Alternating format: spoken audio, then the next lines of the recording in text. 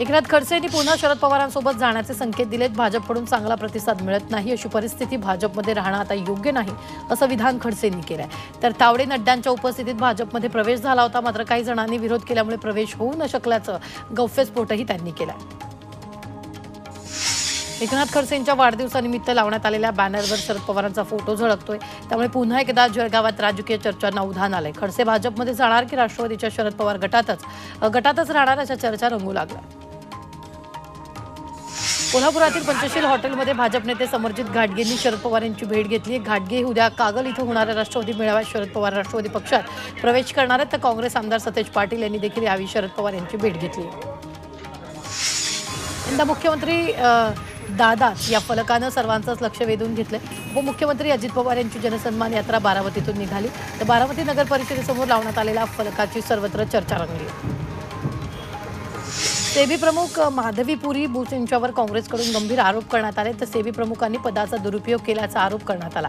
सरकारी वेतनासोबतच आयसीआयसीआय बँकेकडून 16 कोटींहून जास्त रक्कम घेतली असा आरोप आहे। बारामतीत अजित पवार गटाची जनसन्मान यात्रा काढण्यात आली। यावेळी काढण्यात आलेल्या रॅलीत जय पवार सहभागी झाले होते। जी 24 तासशी बोलताना जय पवार यांनी मोठं विधान केले। बारामतीतून उमेदवारीबाबत चर्चा सुरू आहे, पण अजित पवार आणि पक्षातील वरिष्ठ नेते निर्णय घेतील, अशी प्रतिक्रिया जय पवार यांनी दिली।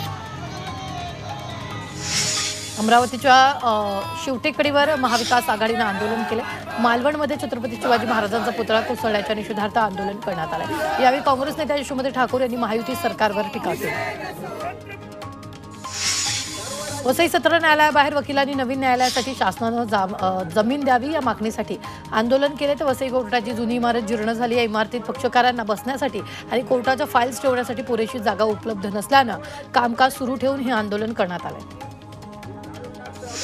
एसटी कामगार संयुक्त कृती समितीने उद्यापासून बेमुदत धरणं आंदोलन पुकारले, त्यामुळे ऐन गणेशोत्सवात राज्यभरात एसटी बस बंद राहण्याची शक्यता आहे। 7 ऑगस्टच्या बैठकीत मुख्यमंत्री आणि दोन्ही उपमुख्यमंत्र्यांनी 20 ऑगस्टला बैठक घेऊन तोडगा काढण्याचं आश्वासन दिलं होतं, पण त्यांनी हे आश्वासन पाळलं नाही, असा आरोप कृती समितीने केला।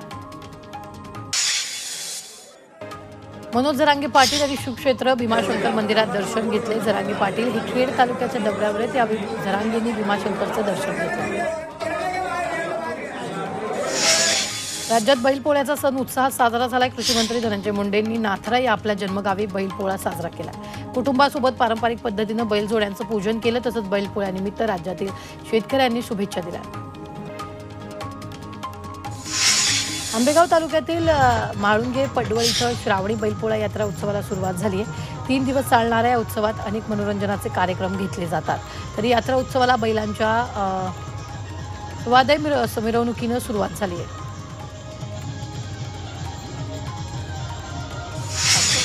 भंडारा जिल्ह्यात बैलपोळा उत्साहात साजरा झाला। यानंतर आता पुन्हा पोळ्याची तयारी सुरू झाली आहे। तान्हा पोळ्यासाठी लाकडी नंदी बैलाच्या बाजारपेठा सजल्यात। यावर्षी लाकडी बैलांना पाण्याच्या रंगानं सजवण्यात आलं, तर मागील वर्षीपेक्षा यावर्षी लाकडी बैलांची मागणी वाढल्याचं व्यापाऱ्यांचं मत आहे। गोंदिया जिल्ह्यात गावगावी बैलपोळा उत्साहात साजरा झालाय। बैलांच्या खांद्याला झूल आणि शिंगांना बेगड, डोक्याला बाशिंग तसंच घुंगराच्या माळा घालून सजवण्यात आलंय, तर गावांमध्ये बैलाचं सामूहिक पूजन देखील करण्यात आलंय। भंडारा जिल्ह्यातील सातोनामध्ये शेतकऱ्यांनी ट्रॅक्टर पोळा साजरा केला। दिवसेंदिवस शेतात राबणाऱ्या बैलांची संख्या कमी होत चालली आहे। शेतीची मशागत करण्यासाठी ट्रॅक्टरचा वापर केला जातोय, त्यामुळे शेतकऱ्यांनी ट्रॅक्टर सजवून गावाच्या चौकात बैलपोळा साजरा केला। अमरावतीच्या मध्यवर्ती कारागृहात बंद्यांनी बैलपोळा साजरा केला। यावेळेस कारागृहात प्रशासन आणि बंद्यांनी बैलांना पुरणपोळीचं नैवेद्य देत बैलांची मनोभावे पूजा केली आहे। बंद्यांनी हलगी वाजवून आनंद साजरी केलाय, तसंच कारागृहातील शेतात काम करणाऱ्या बंद्यांना कारागृह प्रशासनानं पुरणपोळीचं खास जेवण दिलंय। अकोला जिल्ह्याचे ग्रामदैवत असलेल्या श्री राजराजेश्वराला श्रावण महिन्याच्या शेवटच्या सोमवारी परंपरेनुसार भव्य जलाभिषेक करण्यात येत असतो। जिल्ह्यातील गांधीग्राम येथील पूर्णा नदीच्या पाण्याचा राजराजेश्वरला जलाभिषेक करण्यात येतोय। अकोलेकरांचा हा सर्वात मोठा सोहळा असतो, तर आजच्या सोहळ्यात 200 कावड आणि 150 पालख्या निघाल्या। बंबम बोलेच्या गजरानं अकोला नगरी दुमदुमल्याचं पाहायला मिळाली आहे, तर या सोहळ्यात सर्वधर्म समभावाचं दर्शन घेतलं। तर शिर्डीच्या साईबाबा मंदिरातही बैलपोळा उत्साहानं साजरा झालाय। यावेळी बैलाच्या प्रतिकृतीची पूजा करून पुरणपोळीचा नैवेद्य दाखवण्यात आला। साईबाबांच्या हयातीपासून शिर्डीत बैलपोळा मोठ्या उत्साहानं साजरा केला जातो। वाशिम जिल्ह्यातील ग्रामीण भागात बैलपोळा सण मोठ्या उत्साहात शेतकऱ्यांनी साजरा केला। तर बैलाची छान सजावट करून रंगीबेरंगी झुली अंगावर टाकून गावातून वाजत गाजत मिरवणूक काढल्या आहेत। तर बैलांसाठी पुरणपोळीचा नैवेद्य देत परंपरेप्रमाणे त्यांचा विवाह उत्सव साजरा करण्यात आला। वाशिम जिल्ह्यातील दोरखेडामध्ये महिला शेतकऱ्यांनी बैलपोळा सण साजरा केला। महिलांनी बैलांना सजवून मोठ्या थाटामाटात पूजा केली। तर महिलांना बैलपोळा साजरा करण्याचा मान दिल्यानं सगळीकडे त्यांचं कौतुक होत आहे। मागील 6 ते 7 वर्षापासून या गावात महिलांना हा मान दिला जातो। वाशिम जिल्ह्यात मुसळधार पावसामुळे वनोजा परिसरातील काटेपूर्णा अभयारण्याला लागून असलेला पूर प्रकल्प पूर्णपणे भरलाय, त्यामुळे तो ओव्हरफ्लो झाला। तर मोठ्या प्रमाणात पाण्याचा विसर्ग सुरू आहे। तर पुरातून महादेव मंदिराजवळील धबधबा पुन्हा प्रभावित झाला।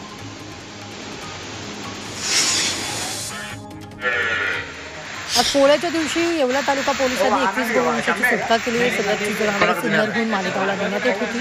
तर या वाहनांचा पाठलाग करत पोलिसांनी ट्रक आणि जनावरं ताब्यात घेतली। ट्रक चालक पोलिसांनी ताब्यात घेतलं असून एक आरोपी फरार आहे।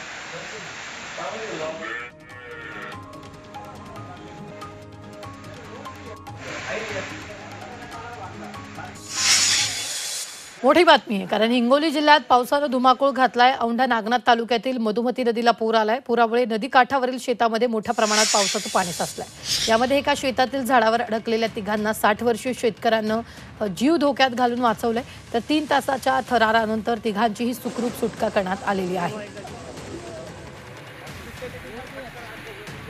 तर आपण मोठी बातमी पाहतोय, औंढा नागनाथच्या मधुमती नदीला पूर आलेला आहे। झाडावर अडकलेल्या तिघांची सुटका करण्यात आलेली आहे।